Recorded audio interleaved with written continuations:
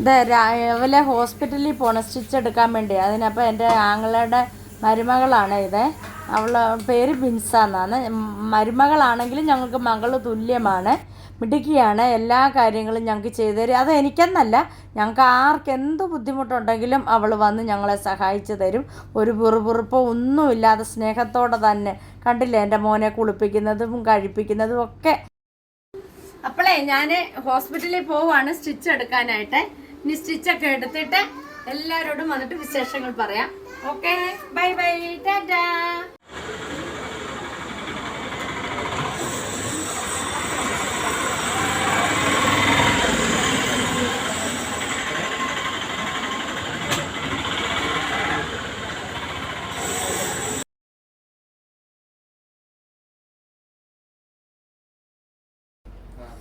Hi കൂട്ടുകാരെ.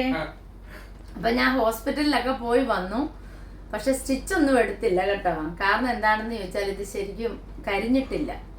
അപ്പം അതുകൊണ്ട് ഒരാഴ്ചയും കൂടെ ഡ്രസ്സിങ് ചെയ്തിട്ട് അടുത്ത ആഴ്ച സ്റ്റിച്ച് എടുക്കാൻ ചെല്ലാനാണ് പറഞ്ഞേക്കുന്നത്. വേദന ഉണ്ടെന്ന് ഞാൻ പറഞ്ഞല്ലോ ചെറിയ വിരലിന്.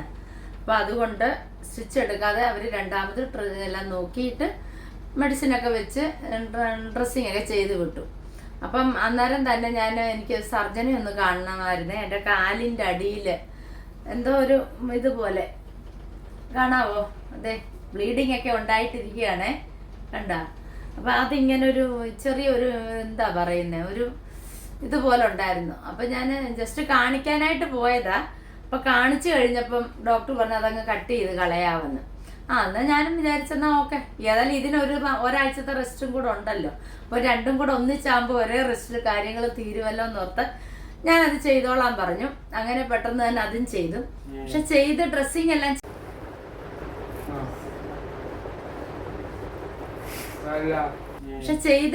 എല്ലാം ചെയ്ത് കഴിഞ്ഞ് ഹോസ്പിറ്റലിൽ അവിടെ 10 മിനിറ്റ് തന്നെ ഇരുത്തി കഴിഞ്ഞപ്പോഴാണ് ബ്ലീഡിങ് ഉണ്ടായി. ബ്ലീഡിങ് ഉണ്ടായി കഴിഞ്ഞപ്പോൾ പിന്നെ അത് ബുദ്ധിമുട്ടായി.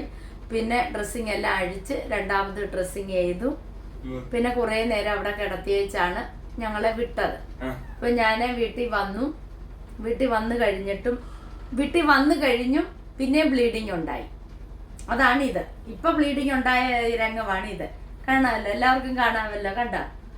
അപ്പം ഇങ്ങനെ ഇരിക്കുന്നു. ഇപ്പൊ ഞാൻ 2 പില്ലോ ഒക്കെ പൊക്കി വെച്ച് ഇങ്ങനെ കിടക്കുക. അപ്പൊ ഇതാണ് ഇന്നത്തെ വിശേഷം. ഇന്നത്തെ നല്ല വിശേഷമാണ് കിട്ടിയേക്കുന്നത്. എല്ലാം കൊണ്ടും അതിശക്തമായ വേദനയിൽ ഞാനിങ്ങനെ കടിച്ചു പിടിച്ച് നിൽക്കുക. എല്ലാ വേദനയും കൂടെ ഒന്നിച്ച് ഒരാഴ്ച കൊണ്ട് തീർത്തിട്ട് അടുത്ത ആഴ്ച മുതലൊന്ന് ഉഷാറാകാം എന്നുള്ള പ്രതീക്ഷയിലാണ് ഇപ്പൊ കിടക്കയിൽ ഇപ്പൊ കിടക്കുന്നത്. ഇപ്പോഴാണ് ഞാനൊന്ന് എഴുന്നേറ്റത്.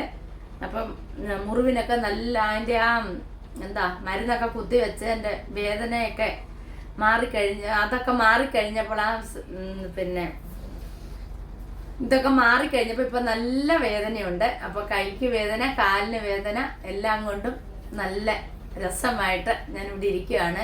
രാത്രി ഉറങ്ങാൻ പറ്റുമോ എന്തുവാണെന്നൊന്നും എനിക്കറിയില്ല.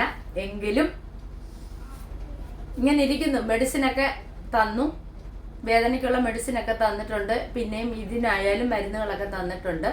അപ്പം ശരിക്കും കൈയുടെ വേദന കുറയാത്ത മീൻസ് ഇവിടെ എല്ലാം സ്വെല്ലിംഗ് ഉണ്ട് മുറിവിൻ്റെ അവിടെ ആയിട്ട് സൈഡിൽ. അപ്പോൾ അതൊന്ന് ഇച്ചിരൂടൊക്കെ ഉണങ്ങാനുണ്ട്. അത് കഴിഞ്ഞ് എന്താ വെച്ചാൽ ഇവിടെ ആയതുകൊണ്ട് എന്തെങ്കിലും പറ്റിപ്പോയാൽ രണ്ടാമതൊരു സ്റ്റിച്ചിങ് നടക്കത്തില്ല. അതുകൊണ്ട് അവർ ഇത്രയും ലേറ്റായിട്ട് സ്റ്റിച്ച് എടുക്കുന്നത്. അപ്പോൾ അതിൻ്റെ കൂടെ തന്നെ കാലിനും ഇങ്ങനെയായി. അപ്പം എല്ലാവരും അറിഞ്ഞല്ലോ ഇന്നത്തെ എൻ്റെ വിശേഷങ്ങൾ. ഇതൊക്കെയാണ് ഇന്നത്തെ വിശേഷം. ഞാൻ വലിയ ഹാപ്പി ആയിട്ടൊക്കെയാണ് പോയത്. സ്റ്റിച്ചൊക്കെ എടുക്കും, ഇനിയും കൈകൊണ്ട് ജോലിയൊക്കെ ചെയ്യാമെന്നും വെച്ചാ പോയത്.